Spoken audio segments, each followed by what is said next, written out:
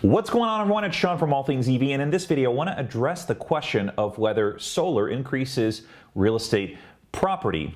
As many of you know, real estate here in the Denver area is my day job, and so I spend a lot of time helping people, especially people who are interested in electric cars and solar, find homes. This is a topic that comes up quite often. Is it worth it? Is putting solar on your house worth it? We're going to look at this in a few different ways. First, by defining what type of value we're talking about, taking a look at some of the actual real estate sales data in the Denver area, and then also talk about some miscellaneous things to consider if you're looking at either putting solar on your house or buying a house that has existing solar on it. Now, there are three types of values for a real estate property. Number one is the assessed value. That's the value that a local government places on your property for tax purposes. Two is the appraised value, and that's the value that a bank that you financed or borrowed that money from to purchase that house has placed on your property. The third one, which is going to be the one that we're going to spend the time on, which is market value. It's what a buyer places value, the amount of value that a buyer places on your property when they're considering buying it. Now, I do want to add a disclaimer before I jump into some of this data. As you can imagine, real estate can vary from region to region, and also the amount of sun that a region sees can vary greatly. In some areas, like for example the Midwest or the Northeast, the wintertime doesn't see a whole lot of sun, they see a lot of clouds.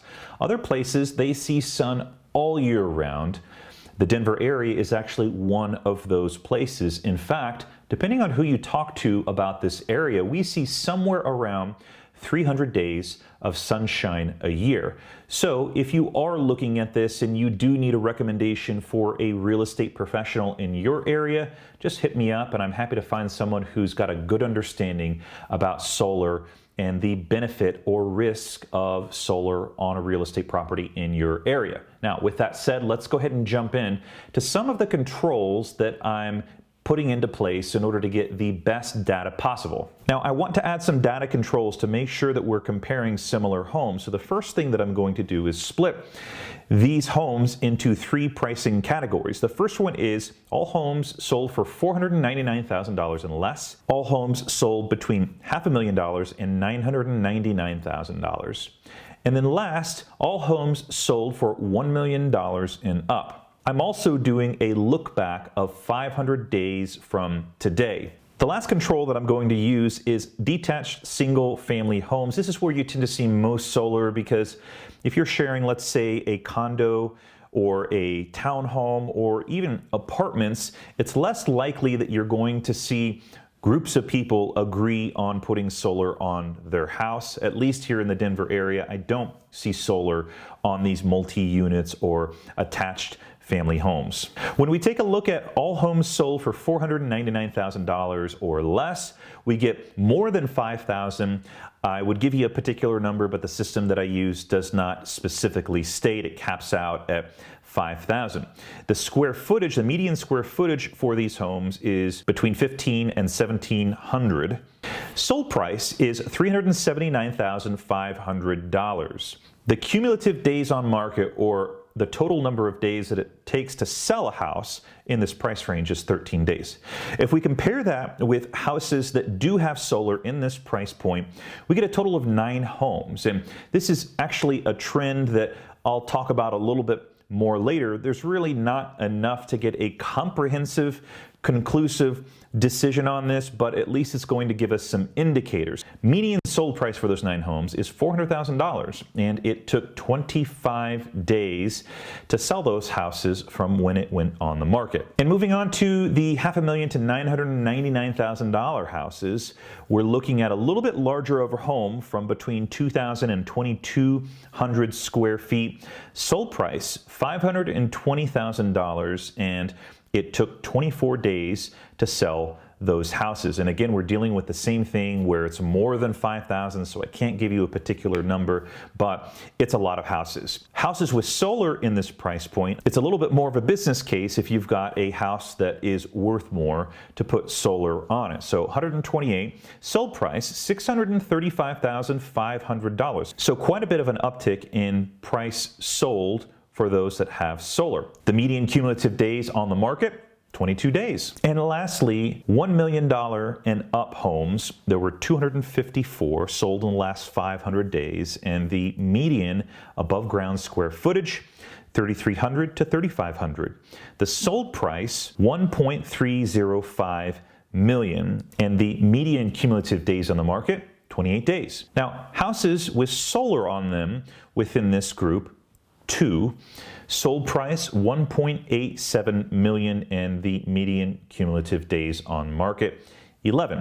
So what does this tell us about homes that have solar that are selling in Denver? Well, at that $499,000 and less, the sold price for if you have solar will sell for $20,500 more than a house that does not, or 5.4% more. And when we look at the $500,000 to $999,000 price range, homes with solar sell for $115,500 more, or 22.21%. And when we look at that high-end or luxury price point, homes with solar sell for $565,000 more, or 43.3% more. And they also sell for 17 days faster. It's really difficult to attribute this data directly to solar because there are a couple of other factors that are not being considered, like interior upgrades as well as neighborhoods. Those are two things that people usually look for and find value in. Those things were not factored here, but I can conclude pretty confidently that homes that do have solar don't sell for less than homes that don't. There are some other important factors to consider outside of whether solar increases market value for your house, and one of them is how much solar offsets your electricity bill. Now again, depending on the region that you're in, what happens to that electricity once your solar panels produce it depends on the rules and regulations in your area, so do keep that in mind. But how much it reduces your bill depends on how large your solar system is, and probably more importantly, how much electricity you consume on a monthly or annual basis. If you own an electric vehicle, offsetting your electricity cost could be very important to you from a monetary perspective.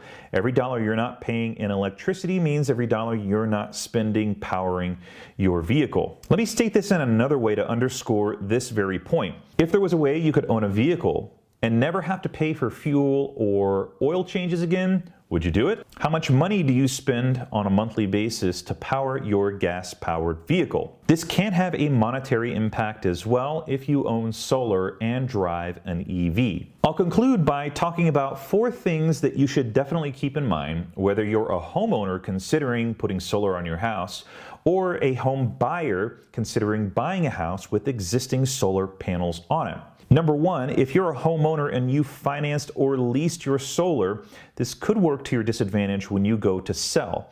If you intend on transferring the remaining balance on that solar to the buyer, this could impact your pool of buyers, as some may not want to assume the loan balance or lease timeline. 2, if a buyer's debt-to-income ratio, or DTI, is really high and they are financing the majority of the purchase of the house, the added monthly payment for the solar may push the buyers above an allowable DTI from their mortgage lender. 3, if you can pay off the loan either before you put the house on the market or by closing, this will give you a far greater pool of buyers. And 4th, make sure your listing agent knows how to market a property with solar. I see way too many homes with solar that do not have aerial photos of the roof and don't know how to quantify the monetary savings of solar in a listing description. I hope you found this video valuable, and if you did, give it a like and share it out to someone who you think might find it valuable as well. A huge thank you to all of my Patreon